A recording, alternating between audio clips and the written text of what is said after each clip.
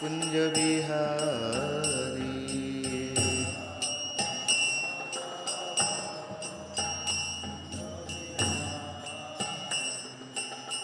गोपीजन वल्लभ गिरिवरधारी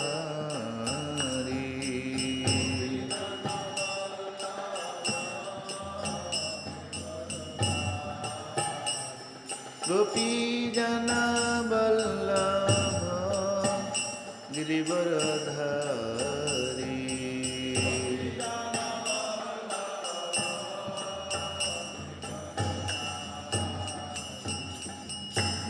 यशोदानंदन व्रज जनरंजन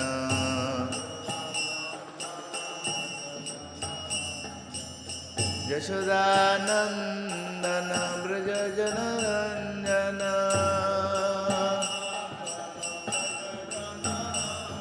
यमुना तीर वनचारी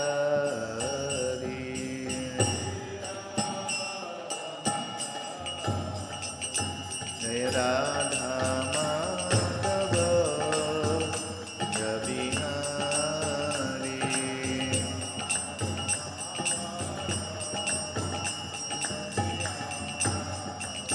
जय श्री कृष्ण चैतन्य प्रभु नित्यानंद श्री अद्वैत गदाधर शिवासदि गौर भक्तवृंद जय श्री कृष्ण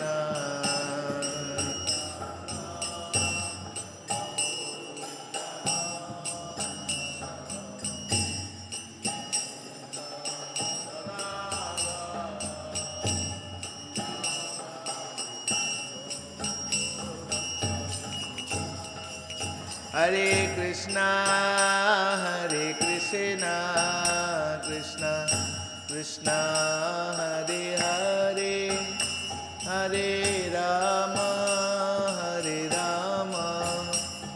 राम राम हरे हरे हरे कृष्णा हरे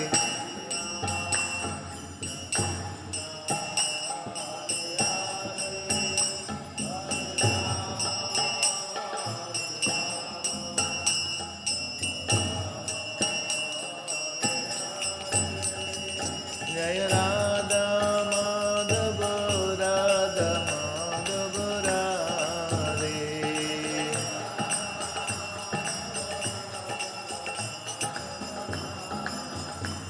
जय गौरनिताय जय गौरनिताय गौरनिताय जय गौरनिताय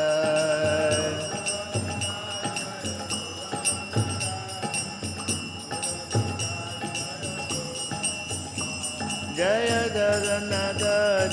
जगन्नाथ बलदेवा जय सुभद्रा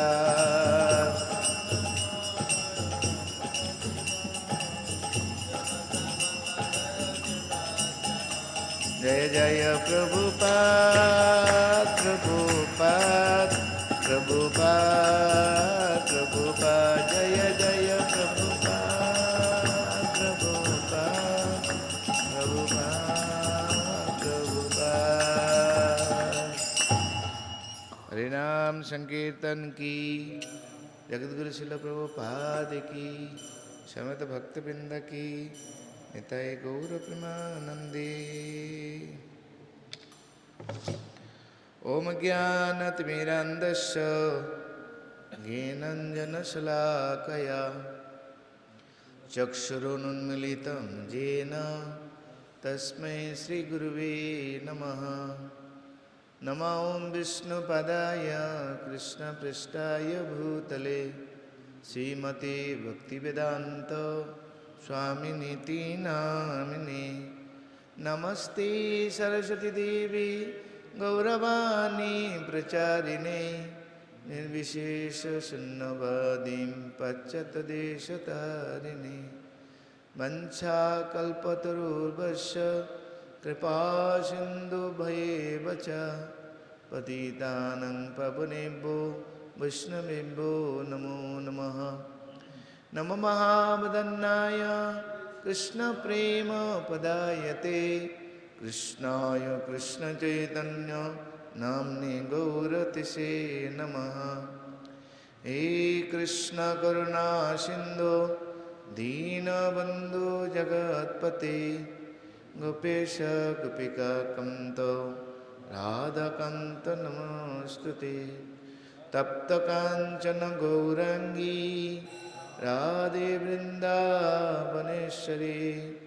वृषभानुसुते देवी प्रणमामि हरिप्रिये।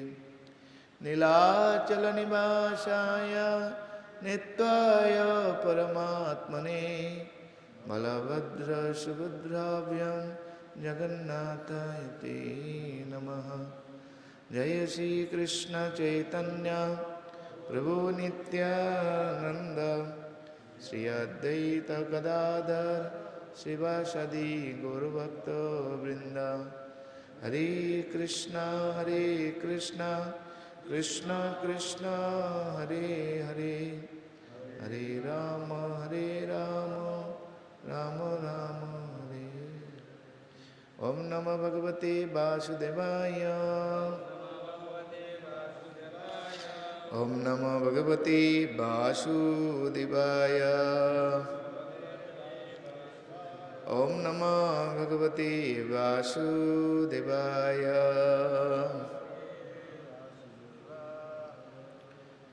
नमो विष्णुदाय कृष्ण विष्टाय भूतले श्रीमते जगतक समितिनाचार्य जपदाय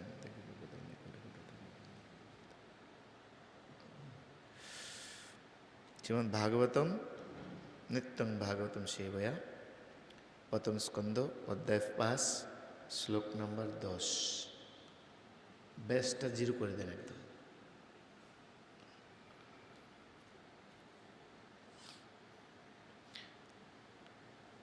हरे कृष्णा हरि बोल। ঠিক আছে, এবার ঠিক আছে না? न जत बचः चित्र पदम हरेर्जशा जगत पवित्रं प्रगृहीत परिचित। বোর্ড নেই, বোর্ড আমাদের বোর্ড থাকা উচিত এখানে, বুঝতে পারছেন? বোর্ড লাগবে এখানে, বোর্ডের মধ্যে লিখে দিলে সবাই তীর্থম শান্তি মানসা न যত্র হংসা নিরমন্তি অশিক্ষয়া न তদ্বচ চিত্র পদম হরের্যশ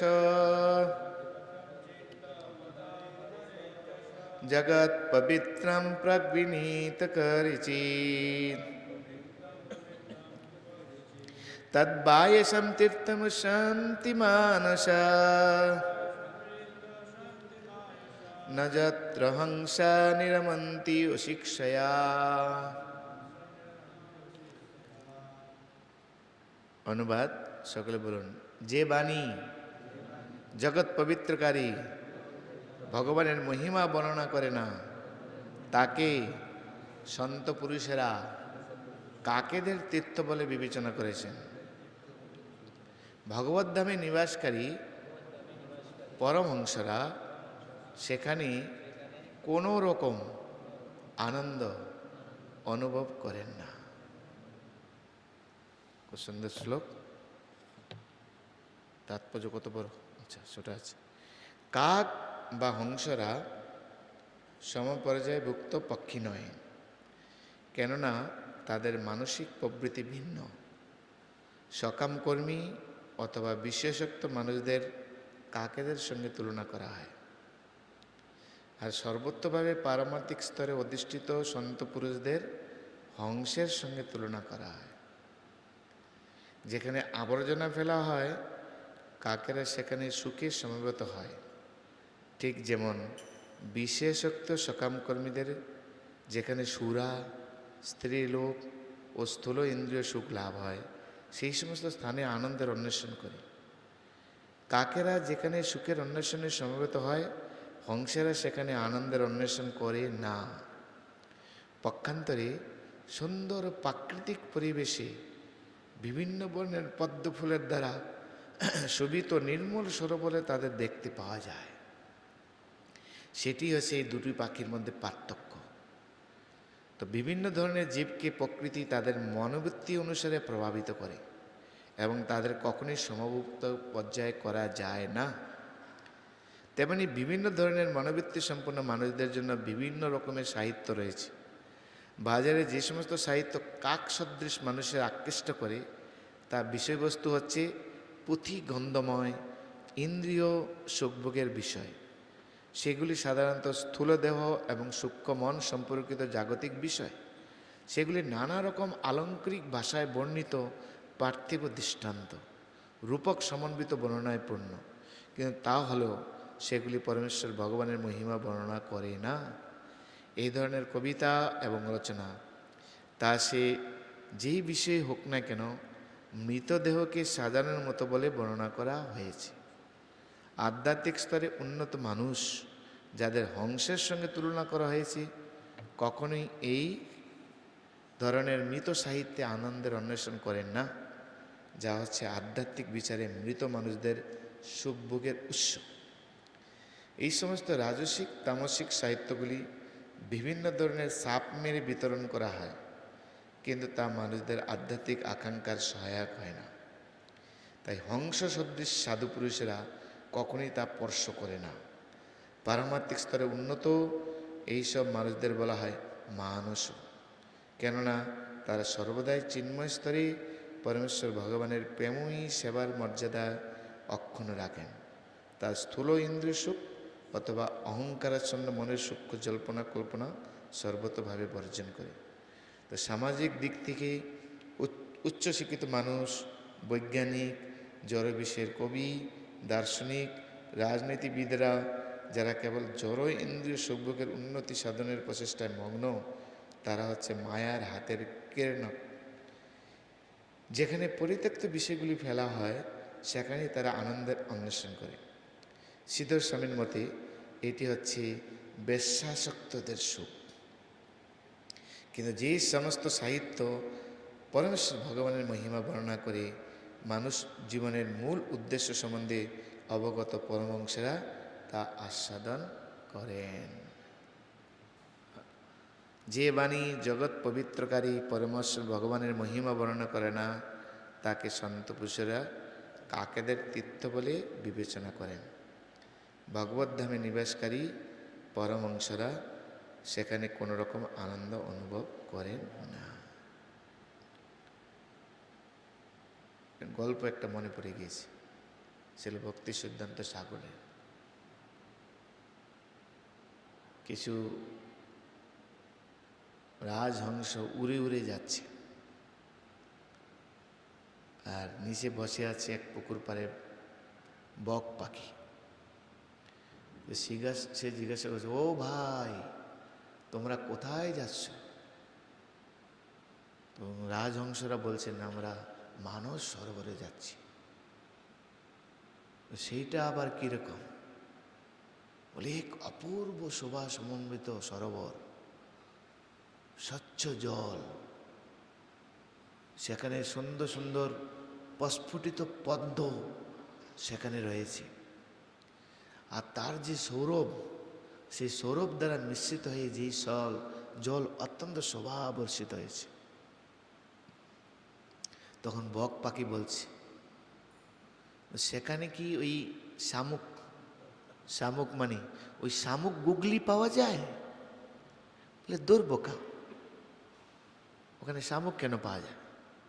ওখানে সুন্দর স্বচ্ছ পদ্মফুল, তার সৌরভ অপূর্ব অপূর্ব, আর সেই সৌরভের মিশ্রিত হয়ে জল এক অপূর্ব শোভা বিরাজ করতে আছে, সুন্দর বাতাবরণ, সুন্দর হায়। বলে সেখানে যখন গুগলি পাওয়া যায় না, তো সেটা আবার সুন্দর সরোবর হল কি করে? ওই কথাই এখানে বর্ণনা করা রয়েছে যে যদি গুগলি না পেয়ে গেল তাহলে সরোবর হয় কি করে। অর্থাৎ ইন্দ্রিয় ভোগ্য বিষয়ে যে মশগুল ব্যক্তিরা, তারা ভাগে যে গীতা ভাগবতম এইসব জায়গায় ওরকমই কিছু বর্ণনা করে থাকবে।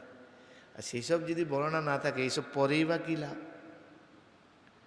কবি, সাহিত্যিক, বৈজ্ঞানিক তাদেরকেও সেই সঙ্গে তুলনা করা রয়েছে।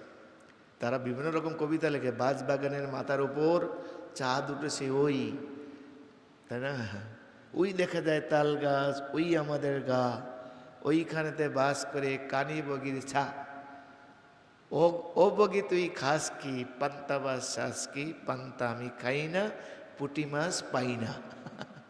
একটা যদি পাই ঘাপুস গুপুস খাই। যার যেরকম চেতনা সে সেরকম লিখবে, হ্যাঁ কি নয়? তো সেই জন্য আমাদের এখান থেকে শিক্ষা নিতে হবে। চতুর্থ অধ্যায়, সাউন্ডটা কমান একটু, সাউন্ডটা একটু কম। আমরা চতুর্থ অধ্যায়ে পড়ে এসেছি, যেখানে নারদমুনির আবির্ভাব। নারদমুনি ব্যাসদেবকে গালি দিয়েছেন। ব্যাসদেব বেদকে 4 ভাগ করেছেন, তারপরে 108 উপনিষদ রচনা করেছেন, 18টি পুরাণ রচনা করেছেন, তারপরে গালি খেতে হয়েছে যে তুমি অবিবেচকের মতো কাজ করেছ। অবিবেচক, ব্যাসদেবকে গালি দিয়েছেন নারদমুনি, অবিবেচক। যে 18 পুরাণ, 4 বেদ, মহাভারত এত কিছু রচনা করেছেন, তাকে গালি দিয়েছেন কেন? না, ভগবত ভক্তি তুমি সরাসরি বর্ণনা করে নি। আর ভগবত ভক্তি যোগকে যদি জীব আশ্রয় না করে, কখনো এই জড় ইন্দ্রিয় তৃপ্তির বাসনা সে কখনো ত্যাগ করতে পারবে না। ভগবদ্গীতা একটা শ্লোক আছে, কি শ্লোক? বিষয়া বিনিবর্তন্তে নিরাহারস্য দেহিনা রসবর্জং রসপর্শ পরম দৃষ্টা নিবর্ততে। দেহবদ্ধ জীব ইন্দ্রিয় বিষয় সুখ থেকে কখনো বিরক্ত হতে পারে না। কেন? চুলকানির মতো ইন্দ্রিয় সুখ প্রবৃত্তি, সে চুলকানির মতো। আপনি দেখবেন, পরীক্ষা করে দেখতে পারেন, আমি পরীক্ষা করে দেখেছি। হরিকথা ইউটিউবে বেশি শুনতে ভালো লাগে না, একটা দুটো শোনার পরে আর রুচি হয় না। কিন্তু আপনি সিনেমা চালান,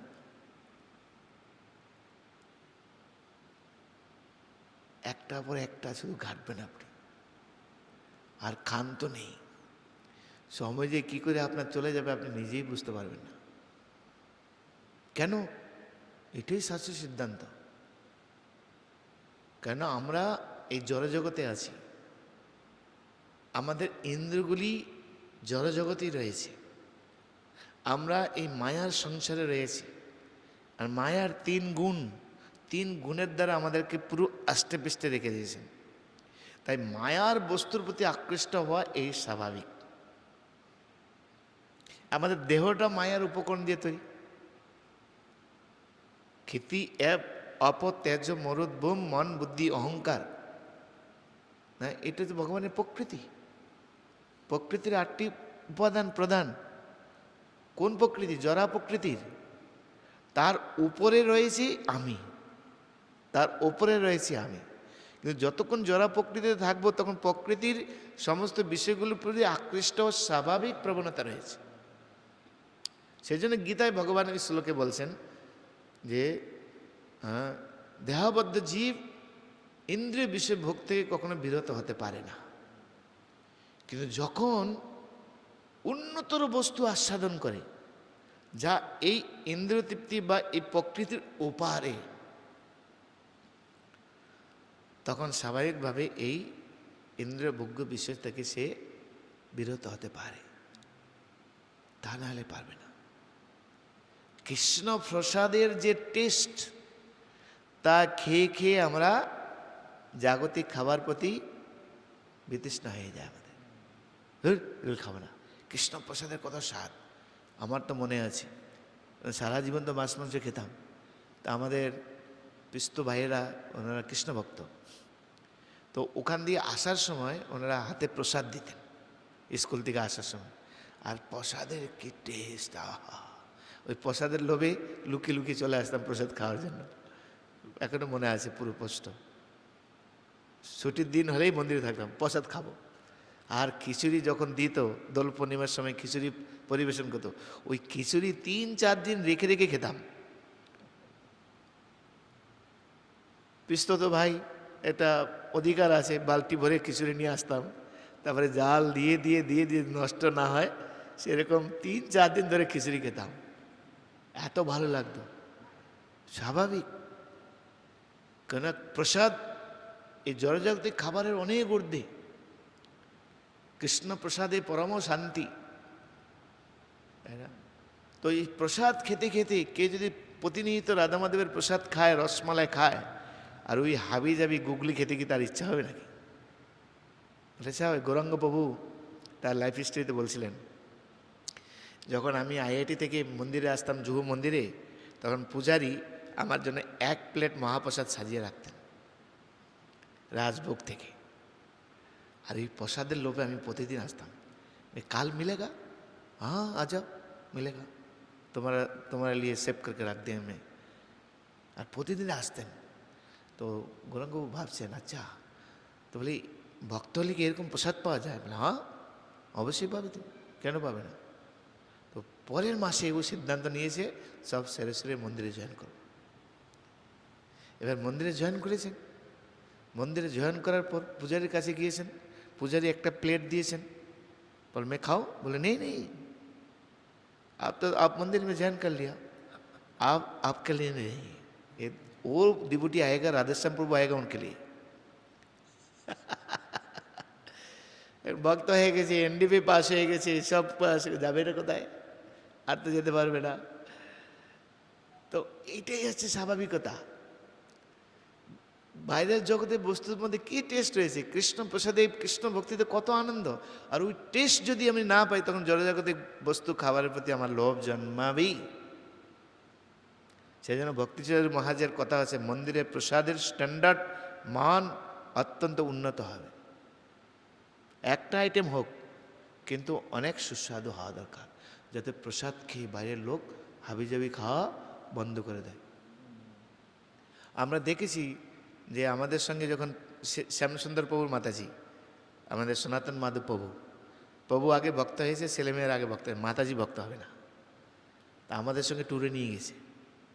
ট্যুরে না যাওয়ার পর এই ভাবামৃত প্রভুর রান্না করা প্রসাদ ওইসব খাওয়ার পর, আর আমরা ওই ট্রেনে, প্রত্যেক ট্রেনে চাট মুড়ি বানাতাম, সে সবজি কেটে টমেটো, শসা, তারপরে ওর মধ্যে আলু ছিল, তারপরে কাবলি চালা, মুগ কড়াই, মানে মানে মানে কী বলে অঙ্কুরিত, তার মধ্যে কাসন্দি, তার মধ্যে আবার আচার। এইবার 4 দামে খাইছিলাম, 4 দামে ভক্তদের খাইয়েছিলাম। ভক্তরা খেয়ে তো অবাক, তাই না? হ্যাঁ, কৃষ্ণ ভক্তিতে এরকম খাওয়া যায়?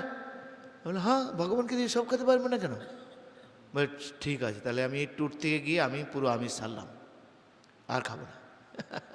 সেই যে ছাড়লো, বাদ হয়ে গেল।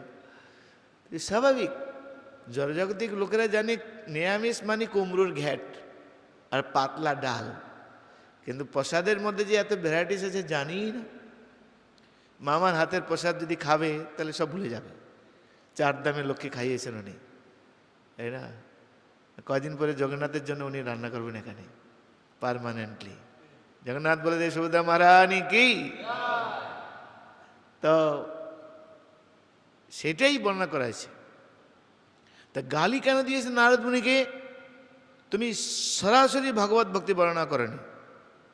মহাভারত পড়ুন আপনি, মহাভারত পড়লে গীতা আপনি খুঁজেই পাবেন না।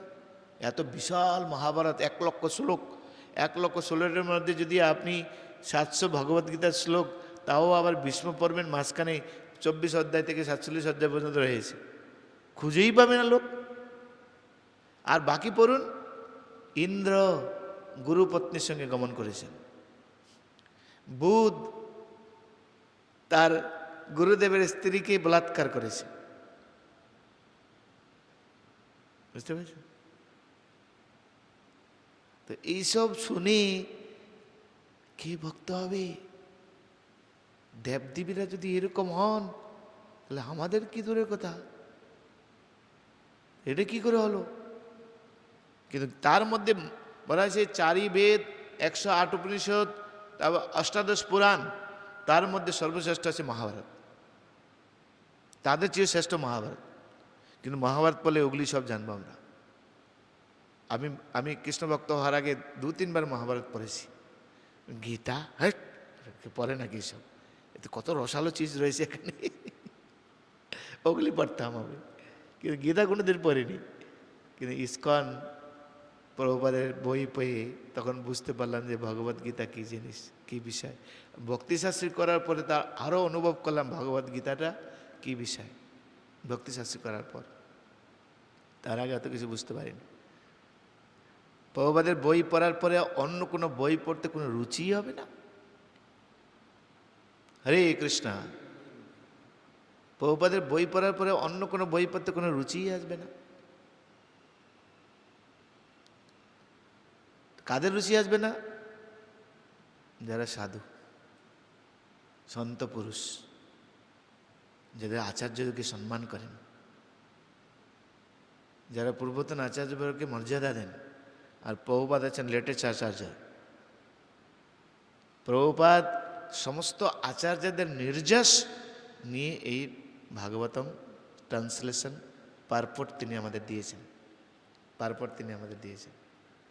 তাই সেজন্য গুরু মহারাজ বলছিলেন গানের মধ্যে যে ভাগবত গীতা ছিল এই জগতে, কিন্তু কেউ আমরা আস্বাদন করতে পারিনি যতক্ষণ না প্রভুপাদ আমাদেরকে দিয়েছেন।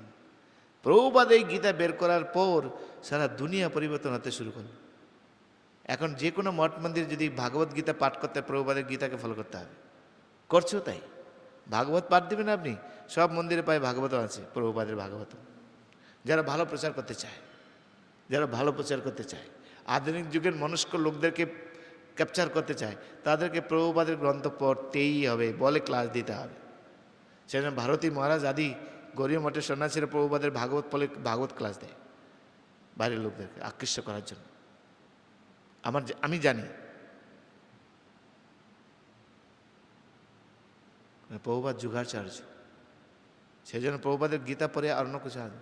আর যদি প্রভুপাদের এই রসে, ভাগবতের রসে আমরা না ডুবি, তখন অন্য বই পড়ার জন্য আমাদের ঝোঁক জন্মাবে, তখন বিভ্রান্ত সৃষ্টি হবে আমাদের মধ্যে। যে তুমি অবিবেচকের মধ্যে কাজ করেছ, মহাভারত রচনা করেছো, কিন্তু ভক্তিকে তুমি সরাসরি বর্ণনা করনি। তুমি 18 পুরাণ রচনা করেছিল, কিন্তু 6টা সাত্ত্বিক পুরাণ, 6টা রাজসিক পুরাণ, 6টা তামসিক পুরাণ। তা সেই তামসিক পুরাণের শক্তিকেই প্রাধান্য দেওয়া হয়েছে। রাজসিক পুরাণে ব্রহ্মা আদি এসব রাজসিক দেবতাদেরকে প্রাধান্য দেওয়া হয়েছে, আর সাত্ত্বিক পুরাণে বিষ্ণুকে প্রাধান্য দেওয়া হয়েছে। কোনটা পরে? 8টাই তো গণ্ডগোল, 6-12টাই গণ্ডগোল। আর 6টা পড়তে পড়তে তার যদি ওগুলি পড়ে তাহলে তো মাথা ঘুরে যাবে। বেদের আবার কর্মকাণ্ড, জ্ঞানকাণ্ড, উপাসনা কাণ্ড। কর্মকাণ্ডে একটা বিষয়, জ্ঞানকাণ্ডে একটা বিষয়, আর উপাসনা কাণ্ডে ভগবান হচ্ছেন, বিষ্ণু হচ্ছেন ভগবান। তো কর্মকাণ্ড জ্ঞানকাণ্ড ওই পড়লে তো বিষের দ্বারা আক্রান্ত হয়ে যাবে। কর্মকাণ্ড জ্ঞানকাণ্ড কেবলই বিষয়ের ভাণ্ড। অমৃতে বলিয়ে যে বা খায়, নানা জনি ভ্রমণ করে, তার জন্ম সদা অধপথে যায়। তাই তুমি এমন একটা সাহিত্য রচনা করো যেখানে সরাসরি ভগবানের কথা বর্ণনা হবে। তাই প্রথম শ্লোক ওম নমো ভগবতী বাসুদেবায়। আমি ভগবানকে প্রণাম করি, কাকে? বাসুদেবকে। বাসুদেব মানে তিনি বসুদেবের পুত্র। কেন কৃষ্ণ না বলে বসুদেবের পুত্র রচনা করলেন? না, ভক্তের সঙ্গে সম্পর্কিত হয়ে ভগবানের কি বোঝানো হয়েছে।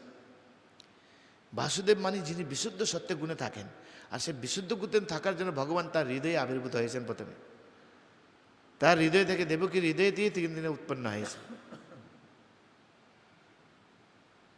কেউ যদি ভগবানকে জীবনে ধারণ করতে চায় তাকে বসুদেব স্থিতিতে তাকে উৎপন্ন হতে হবে, তখন তার হৃদয়ে ভগবান প্রকাশিত হবেন। সত্যং বিশুদ্ধম বসুদেব শব্দিতম। বিশুদ্ধ সত্যগুণে না হলে ভগবান কারোর হৃদয়ে প্রকাশিত হবেন না। আর সেই ভগবানের স্বরূপ কি? জন্ম আদি অশ্ব যত অন্যাত, তিনি জন্ম আদি সকলের উৎস, এইভাবে বর্ণনা করেছে। প্রথম শ্লোকেই জীব ভগবানের প্রতি আকৃষ্ট হয়ে যাবে, ভগবানের ভক্তি করতে শুরু করবে। তাই পৃথিবীতে ধর্ম নামে যত কিছু চলে, ভাগবত কহে তার পরিপূর্ণ চলে। পৃথিবীতে ধর্ম নামে যত কিছু বলে, ভাগবত কহে তা পরিপূর্ণ চলে। তাই ভাগবত ভক্ত আর ভগবান ছাড়া আর কিছু নেই এখানে।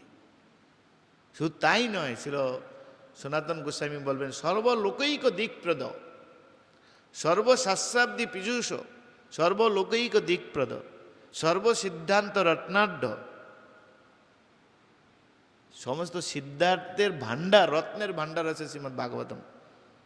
সর্বশাস্ত্রাব্দী পীযূষ, সমস্ত শাস্ত্রের একদম গ্রাইন্ডিং করে সেকে যে জুস তৈরি করা হয় সেটা আছে শ্রীমদ্ ভাগবতম।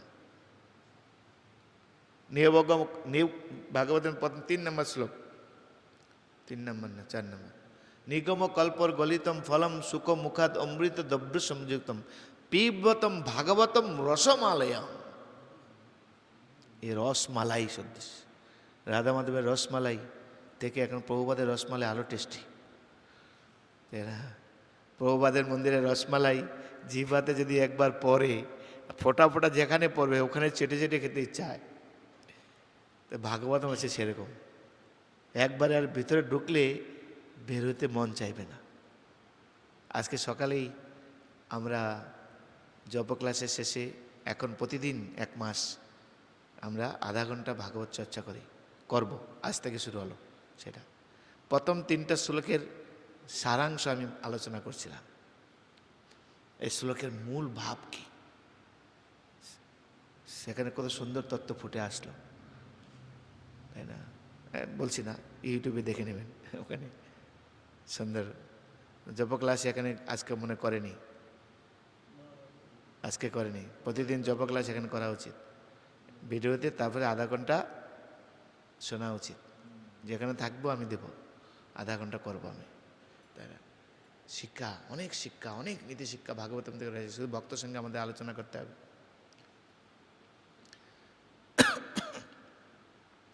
সেই জন্য এখানে এই শ্লোকটি খুব গুরুত্বপূর্ণ, যে যারা সন্ত পুরুষ তারা কখনো জড়জাগতিক বিষয় সম্বন্ধিত কোনো বিষয়ে তারা আকৃষ্ট হবে না। তাইলে আমি কাক হয়ে যাব, নামে সাধু কিন্তু হয়ে যাব কি কাক, কলির চেলা, কপালে তিলক গলায় মালা, এই সব কলির চেলা হয়ে যাব। তার মানে কৃষ্ণ সম্বন্ধ ব্যতিরেকে অন্য কোনো বিষয়ে আমাদেরকে কোনো রকমভাবে রুচি হওয়া, আসক্ত হওয়া উচিত নয়। যেই মুহূর্তে আমি হব, মায়া আমাকে ঘিপটে করে। কৃষ্ণ বলি, যেই জীব ভগবাঞ্ছা করে নিকটস্থ মায়া তারে ঝাপটিয়া ধরে। মায়া যদি আমাদেরকে ঝাপটিয়া ধরে, দৈবী এসা গুণময়ী মম মায়া দূরত্বয়া, বাহাদুরি দেখাতে যাবেন না, কি হবে? সেজন্য আমাদের আচার্য বলছেন, হাতি ঘোড়া গেল তল, মশা বলে কত জল। জলের নিচে 60,000 বছর ধরে শবরী ঋষি তপস্যা করেছেন, ব্যাস 1 সেকেন্ডের মধ্যে চিটপটাং হয়ে গেছে। বিশ্বামিত্র ঋষি, শিবজি পর্যন্ত চিটপটাং হয়ে গেছে। আপনি কে হে বাবা? তাই বাহাদুরি দেখাতে যাবেন না, পরীক্ষা করতে নিজেকে যাবেন না, কি আর হবে? ঠিক আছে, কিন্তু ধ্যায়তে বিষয়ান পুংস সঙ্গস্তেষু উপজায়তে সংজাত সংজায়তে কাম, কামাত ক্রোধ বিজায়তে, ক্রোধাৎ ভবতি সম্মোহ, সম্মোহাৎ স্মৃতি স্মৃতি বিভ্রম, স্মৃতি ভংসাৎ বুদ্ধিনাশো, বুদ্ধিনাশাৎ বিনাশ।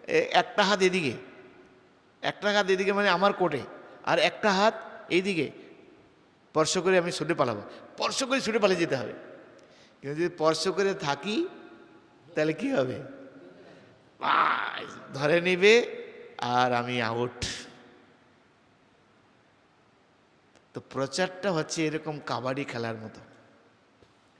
মন্দিরে আছি, ধামে আছি, একটা সুন্দর পরিবেশের মধ্যে আছি, যেই মন্দির থেকে বেরিয়ে যাচ্ছি, যেই বাইরে যাচ্ছি আমি, কি বলছে দেখুন, তো যেই মন্দির থেকে আমি বেরিয়ে যাচ্ছি, মন্দিরের বাইরে চলে যাচ্ছি, তখন আমার পরিবেশের বাইরে, কিন্তু আমার মন কি রাখতে হবে, গুরু, কৃষ্ণ, ভগবান সর্বদা। আজকে ভাগবত আমি কী পড়লাম, আমি আজকে আমার কি আলোচনা হলো, কি উদ্দেশ্য আমাদেরকে বলে দেওয়া হয়েছে, সেটা মাথায় রাখতে হবে। শুধু স্পর্শ করে, সেটা বলছে বাক্য দাও, মন শুধু রেখে আসো এখানে ভগবানের চরণে, কিন্তু বাক্য সবাইকে দাও। কেমন আছেন, ভালো আছেন, খুব ভালো আছেন, খুব ভালো লাগলো আপনাদের পরিবেশ। বাক্য তো দিতে হবে আমাদেরকে, তাদের সন্তুষ্টির জন্য। তারা যদি আমাদের বাক্যতে প্রসন্ন হয়ে যায়, তখন আবার এখানে আসবে, আসুন একদিন মন্দিরে। হ্যাঁ না প্রভু যাবো। কালকে যখন যে বাড়িতে গেলাম, তাদের সঙ্গে কথা বলতে বলতে এমন মাঝে ভাব জমি ফেলেছি, আমি বললাম তার মায়াপুরে আসা উচিত, যেতে তো ইচ্ছে বলেন চলুন, না অনেক ঘর আমি দেবো, চলুন তাহলে যাবো আমরা। কবে যাবেন, অতি তাড়াতাড়ি করুন, না আপনি যেখানে যেদিন থাকবেন, ঠিক আছে তার 10 তারিখে চলুন, আমি 10 তারিখে যাচ্ছি। বলছি ঠিক আছে যাবো। পুরো ফ্যামিলি যাচ্ছেন 10 তারিখে। সেখানে গিয়ে যখন একটু হরিকথা বলবো, তাকে যখন একটু একটু সময় অটোমেটিক তার হৃদয় পরিবর্তন হয়ে যাবে। কিন্তু আমি যদি তাদের ঐশ্বর্য, তাদের ধন সম্পদ ইত্যাদি যদি আমার লোভ জন্মায়,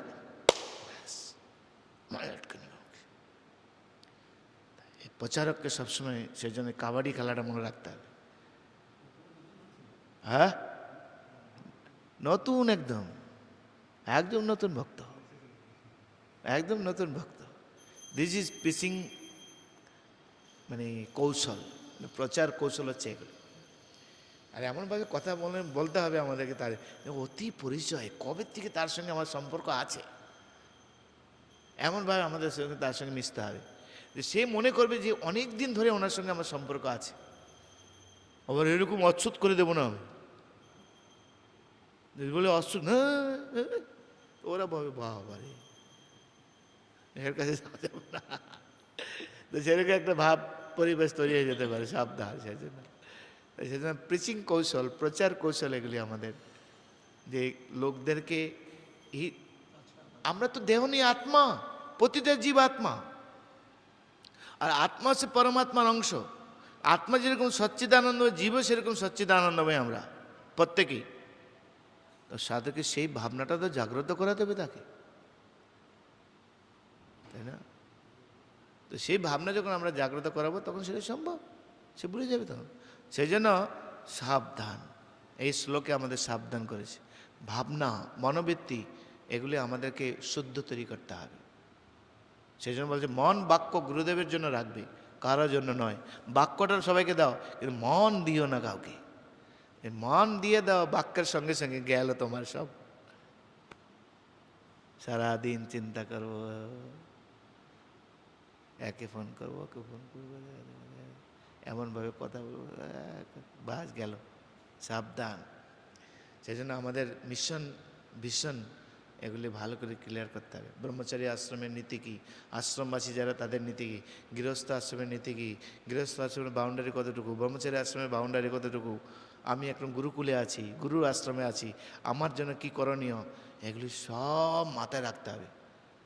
মানুষ, প্রবাদ বলছেন মানুষ, তার মানে ইউ আর হাই থিঙ্কিং। এরকম আমাদের চিন্তা করতে হবে, তা না হলে ওই যে কাকের তেত্তের মতো হয়ে যাব আমরা। তো ভাগবত পড়ছি, শাস্ত্র পড়ছি, সব পড়ছি, কিন্তু কি ভাববো আমি এখান থেকে, এই শ্লোকে তার মহিমা বর্ণনা করে দেওয়া আছে। ঠিক আছে, তাই ব্যাসদেব এখানে ভাগবতের মহিমা বর্ণনা করেছেন। ভাগবত যে রচিত হবে, যেখানে কি পাবে লোক, সেখানে কাকের বস্তু পাবে না, সেখানে পরমহংসদের বস্তু পাবে। সেজন্য বলেছে যথা পরমহংস নাম মুনিনাম অমলাত্মনাম। এই ভাগবত কাদের জন্য রচিত হয়েছে? যথা পরমহংস নাম মুনিনাম অমলাত্মনাম। যারা পরমহংস মুনি, তাদের জন্য এই শ্রীমদ্ ভাগবতম। আর সেই ভাগবতম আমরা পড়ছি।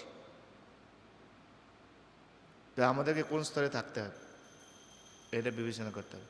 আর এই পন্থা যদি কেউ হৃদয়ে রাখে, মায়া তার কোনো রকম কৌশল তার জীবনে কাজ করবে না। হরি বল। কোনো কৌশল কাজ করবে না যদি এই পন্থা যদি কেউ ভিতরে রাখে। এগুলো আমাদেরকে ভালো করে ধ্যান দিতে হবে। আমাদের উদ্দেশ্যকে বললে হবে না, আমাদের মিশন ভিশনকে বললেও হবে না, এগুলো আমাদের মাথায় রাখতে হবে। সেভাবে তুমি যে কোনো লোকের সঙ্গে মিশো, কিন্তু কাজ করবে না। পাকাল মাছের মতো কিছুই লাভ হবে। পাকে থাকবে, কোনো পাক স্পর্শ করবে না। বা গীতায় ভগবান বলছেন পদ্মপত্র ইমাম বসা, পদ্মপাতার উপরে জল থাকলেও পদ্মপাতাকে জল স্পর্শ করতে পারে না। তো এই জড়জগতে থাকলেও জড়জগতের কোনো বস্তু আমাদেরকে আকৃষ্ট করতে পারবে না।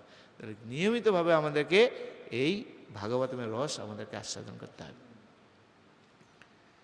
ভাগবত পড়লে হবে না, আস্বাদন করতে হবে। জল খেলে হবে না, আস্বাদন করে খেতে হবে। প্রসাদ খেলে হবে না, আস্বাদন করে খেতে হবে। কৃষ্ণদ প্রসাদন্য ত্রিজগৎকে করে ধন্য, আরো দাও বলে। হ্যাঁ কি নয়? কৃষ্ণের প্রসাদন্য ত্রিজগৎকে করে ধন্য, আরো দাও বলে।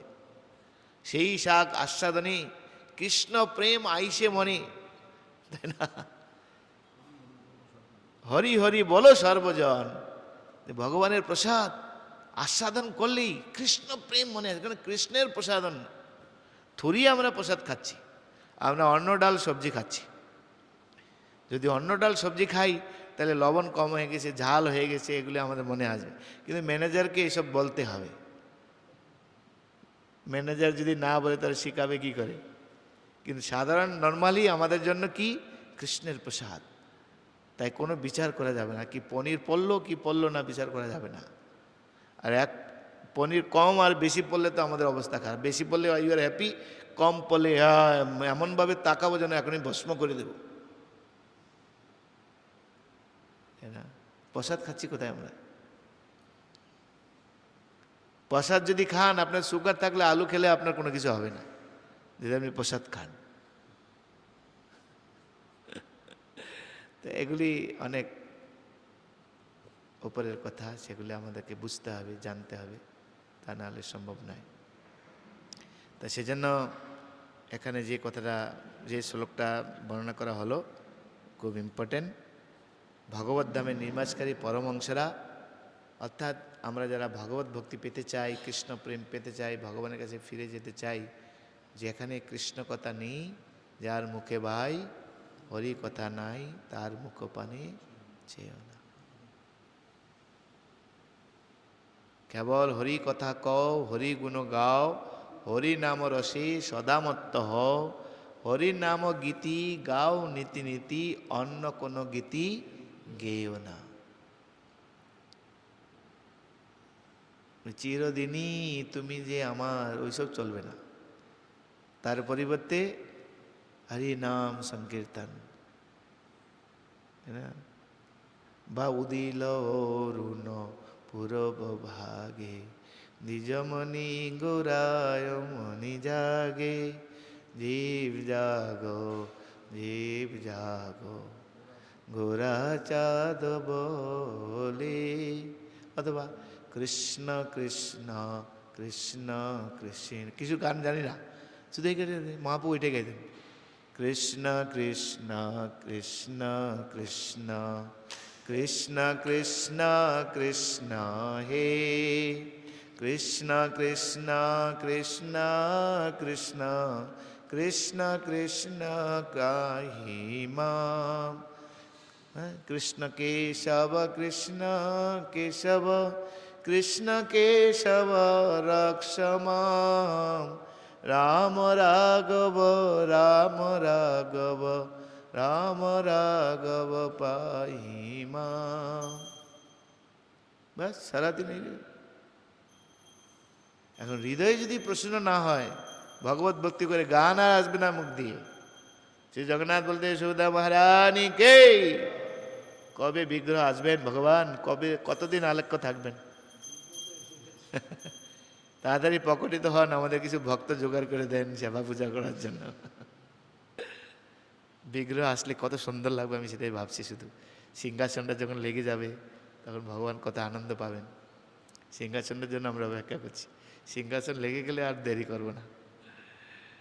তো যাই হোক, তো সেজন্য সর্বদা এরকম একটা পরিবেশ ব্যাপার আছে। আমরা উদাহরণ দেই, যুগ চেঞ্জ, সব কিছু বলি, আরে পরিবেশ তৈরি করার দায়িত্ব আপনার। আপনাকে আপনার পরিবেশ তৈরি করতে হবে। হ্যাঁ, অবশ্যই তার জন্য একটা সঙ্গ চাই।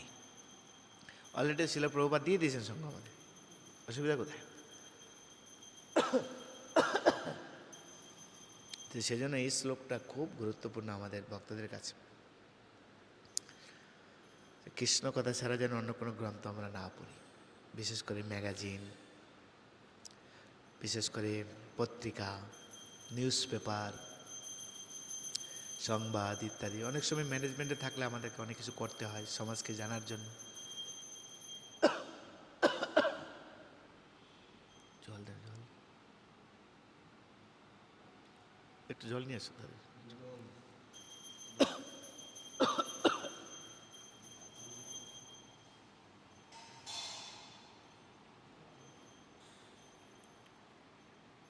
ফ্যালাঞ্জাইটিস আছে গলাতে, প্রত্যেকের জন্য, বিশেষ করে আমরা যারা ভক্ত তার জন্য আমাদের কি করা উচিত এখানে পুরো গাইডলাইন দেওয়া হয়েছে।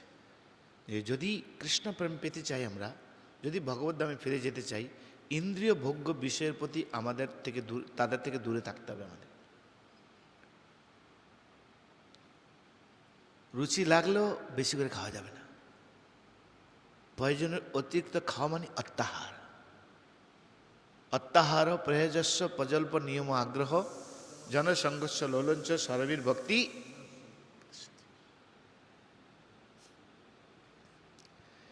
আমরা বলি প্রথম প্রাথমিক স্টেজে আকণ্ঠপুরে খাও। কতদিন? শিবক স্বামী গুরু মহারাজ বললেন ম্যাক্সিমাম 5 বছর, তারপরে আর না। তাহলে ভালো না খাইব, ভালো না পড়িব, অন্তরেতে সদা রাধা কৃষ্ণ সেবিব।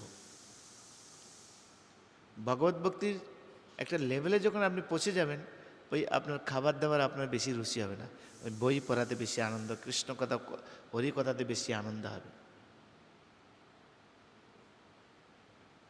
হরি কথাতে বেশি আনন্দ হবে। আর হরি কথা যত আস্বাদন করবেন তত পুষ্টি বাড়বে, তত আধ্যাত্মিক পুষ্টি বাড়বে আমাদের। তখন জাগতিক চাহিদা কমতে থাকবে, এটা স্বাভাবিক। আলোর দিকে গেলে অন্ধকার দূর হবে, হ্যাঁ কি না? যত কৃষ্ণর দিকে যাব আমরা তত মায়া দূরে যাবে। কৃষ্ণ সূর্যের সম, মায়া অন্ধকার, অন্ধকার দূরে চলে যাবে আমাদের। তা এই পাল্লাটা, কৃষ্ণের পাল্লাটা ভারী করতে হবে। যে কৃষ্ণের পাল্লা ভারী করি, এ অনেক দূরে চলে যাবে, আসতেই পারবে না আমাদের কাছে। এই জন্য অলওয়েজ কৃষ্ণ কনসিয়াসনেস, সাধু সঙ্গে কৃষ্ণ কথা এই মাত্র চাই, সংসার জিনিতে আর অন্য কোনো বস্তু নাই। এভাবে আমাদের জীবনকে পরিচালনা করতে হবে। তাইলেই এই যে মানস শব্দটি ব্যবহার করেছেন প্রবাদ, তাই সেই স্তরে আপনি উপনীত হয়ে যাবেন। আর যে স্তরে মায়া আমাদেরকে কখনো পরাস্ত করতে পারবে না। সেই জন্য ভাগবতম সেই গ্রন্থ যেখানে পরমহংসদের বস্তু দেয়া আছে, এখানে কাকেদের কোনো বস্তু নেই, কোনো হাবিজাবি নোংরা কোনো বস্তু নেই। সেজন্য 2 নম্বর শ্লোকে ধর্ম পূজিত কৈতবত্র পরম নির্মৎসরণাম শতাম, যত রকম কৈতব ধর্ম সব বাদ দিয়ে শ্রীমদ্ ভাগবতম প্রকাশিত হয়েছে। যত কৈতব ধর্ম রয়েছে সব বাদ দিয়েছে শ্রীমদ্ ভাগবতম প্রকাশিত হয়েছে। কারা আস্বাদন করবে? নির্মৎসরানাম সতাম, যারা নির্মৎসর, যারা শান্ত পুরুষ, যারা পরমহংস, তারা আস্বাদন করবে। তাদের জন্য এক আনন্দময় গ্রন্থ শ্রীমদ্ ভাগবত। আমি কি আনন্দ পাচ্ছি? সেটা দেখতে হবে। তাহলে আপনি আর ধরে রাখতে হবে না আপনাকে, আপনি চত্বর করে এগিয়ে যাবেন। আপনি ভক্ত হয়েছি, আমাদের মধ্যে ঈর্ষা যায়নি, মাৎসর্য যায়নি। কেন? গলায় গণ্ডগোল আমাদের। না জব আমি ঠিক করে করছি, না হরিকথা ঠিক মতো শুনছি। আমি যা কিছু শুনছি আমার নিজেদের অস্তিত্বকে টিকিয়ে রাখার জন্য করছি, ভক্তিকে প্রকাশিত করার জন্য করছি না। ভক্তিকে প্রকাশিতের জন্য করছি মানে এর প্রতিটা অক্ষর আমার জীবনে আমি ফলো করব। আজকে যেরকম শুনলাম আমরা, যেই সাহিত্যে কৃষ্ণ কথা আলোচনা নেই সেই সাহিত্য হচ্ছে কাকের সাহিত্য, অর্থাৎ নোংরা বস্তু পরিপূর্ণ। আজ থেকে আমি প্রতিজ্ঞা, যেখানে কৃষ্ণ কথা নেই সেই সমস্ত গ্রন্থ কোনো পাঠই করবে না, যেখানে কৃষ্ণ কথা মানে বলা হচ্ছে না সেই সমস্ত কথা শুনবই না আমি, যেখানে পরচর্যা পরনিন্দা আছে সেখানে যাবই না আমি, যেখানে কৃষ্ণ কথা আছে কান খাড়া করে শুনবো, আর যেখানে কৃষ্ণ কথা হচ্ছে না সেখানে কান বন্ধ করে দেবো। তার মানে আপনি ভাগবত আস্বাদন করছেন, বিশ্বাস আছে এর প্রতি, এর প্রতি বিশ্বাস আছে। সেই জন্য আমাদেরকে এভাবে করতে হবে। তো প্রভুপাদ তা নাহলে বললো যে আর জড়জাগতিক কবিতা রচনা এগুলি ঠিক মৃতদেহকে সাজানোর মতো, কোনো লাভ নেই। মৃতদেহকে যদি আপনি গয়নাগাটি দিয়ে সাজান, কোনো লাভ আছে কি? তার জড়জাগতিক বিষয় যারা চর্চা করে তাদের অবস্থা হচ্ছে মৃতদেহকে সাজানোর মতো। সে আমরা যারা বুদ্ধিমান, যেজন কৃষ্ণ বোঝে সে বলো চতুর, তা আপনি তো বুদ্ধিমান শ্রেণীর লোক, তা আপনার দ্বারা কেন হবে আর? তাই জড়জাগতিক বিষয় থেকে না, না, না। হ্যাঁ, কৃষ্ণ বিষয়, কৃষ্ণ কথা, কৃষ্ণ কথা শ্রবণে। তো এই ভাবনাটা আমাদের সকলকে প্রদান করতে হবে, তাইলে আমাদের জীবন সফল হবে। হরে কৃষ্ণ কৃষ্ণ কৃষ্ণ হরে হরে, হরে রাম রাম রাম হরে হরে। আমি যেটা বলতে চেয়েছিলাম সেটা আপনাদের মোবাইলে আমি PDF ফাইল করে পাঠিয়ে দেব, সেটা প্রত্যেকে দেখে নেবেন। আর ওইটুকু বলুন, নিজের উপলব্ধির মধ্যে শেয়ারিং করুন।